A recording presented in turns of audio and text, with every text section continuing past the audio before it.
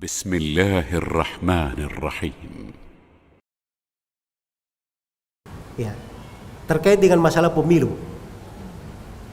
Ini kita lihat bagaimana menimbang sesuai dengan kaidah-kaidah fikih. Baik.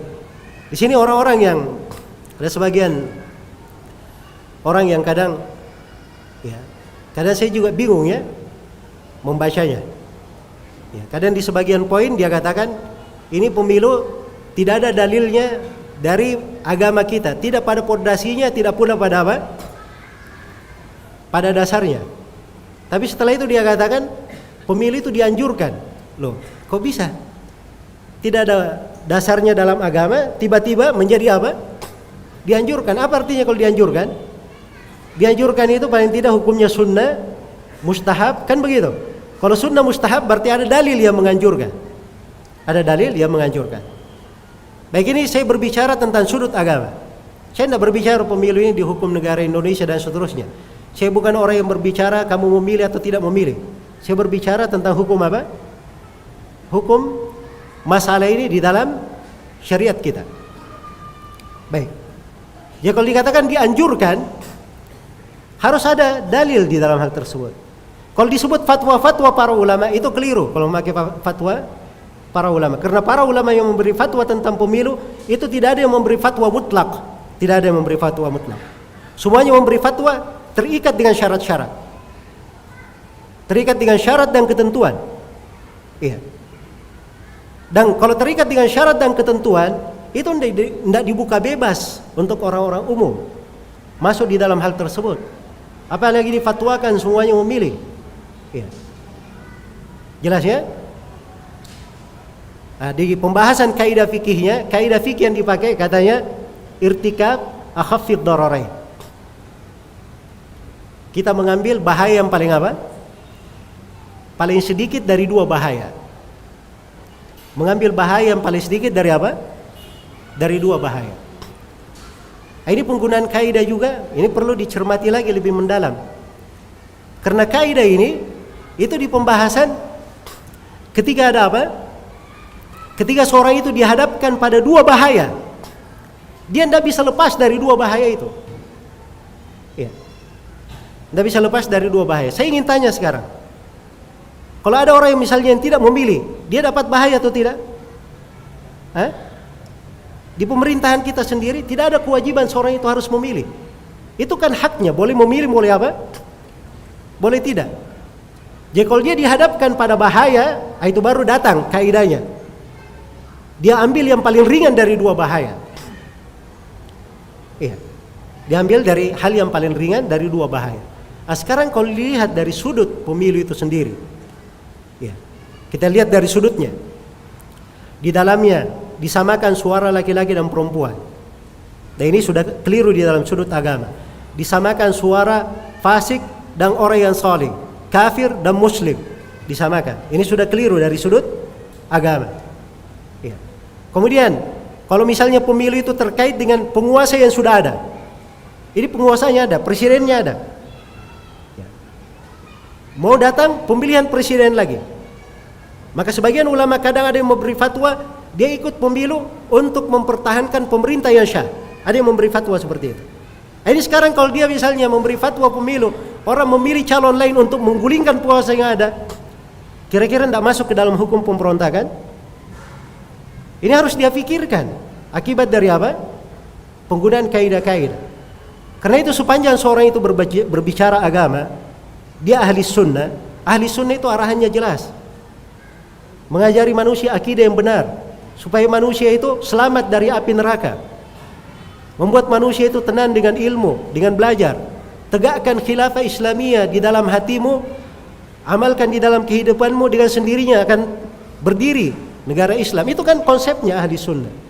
Nabi seperti itu caranya mendidik. Beliau datang dengan agama ini ya, sendirian. Yang pertama menjawab dakwanya adalah istrinya, diikuti oleh Abu Bakar. Sedikit yang mengikuti beliau. Tidak ada beliau langsung masuk di urusan kekuasaan, tidak ada. Beliau bangun manusia, masyarakat dengan tauhid. Dengan sendirinya lahir pemerintahan Islam di mana? Di Madinah. Itu jalan Nabi sallallahu alaihi wasallam. Jelas ya? Maka memasukkan manusia di dalam hal yang seperti ini membuat kebingungan. Akan membuat mungkin akan banyak orang melenceng dari apa? Hal-hal yang lurus. Belum lagi masuk di dalamnya, banyak di dalamnya ghibah, menjatuhkan orang-orang. Ya. Urusan-urusan politik itu tidak semua orang bisa masuk di dalamnya. Ya. Karena itu di dalam kaidah fikih dikatakan tasarruful imam ala ra'iyah manutun bil maslahah. Seorang imam itu ketika dia menentukan keputusan di tengah rakyatnya itu dibangun di atas maslahat. Dibangun di atas maslahat. Jadi kadang pemerintah berbuat sesuatu, rakyat melihatnya tidak baik. Tapi rakyat tidak tahu bahwa di belakang hal tersebut baik untuk mereka. Cuma mereka tidak sadar. Kadang politik seperti itu. Jadi kalau rakyat dimasukkan, ini pemerintah kerjanya cuman begini. Ghibah di sana sini sudah masuk. Iya.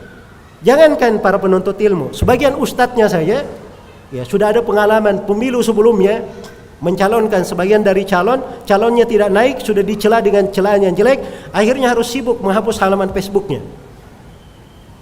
Ini kan hal yang tidak bagus, tidak mendidik. Ya.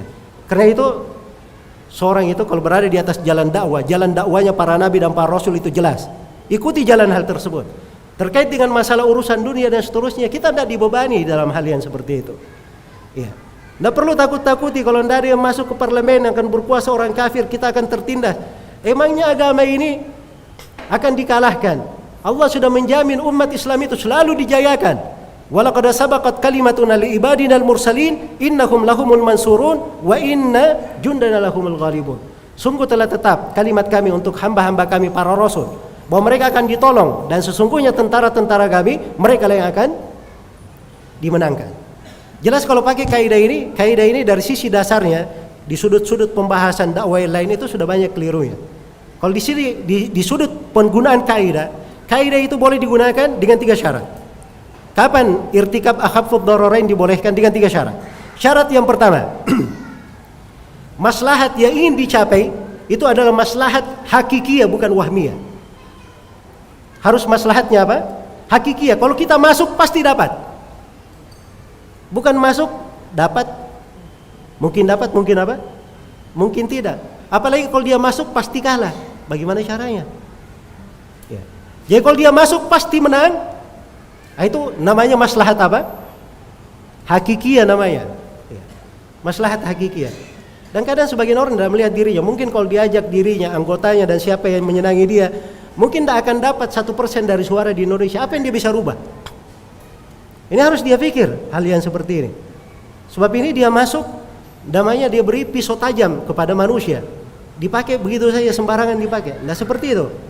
Ya, dimasukkan kepada manusia.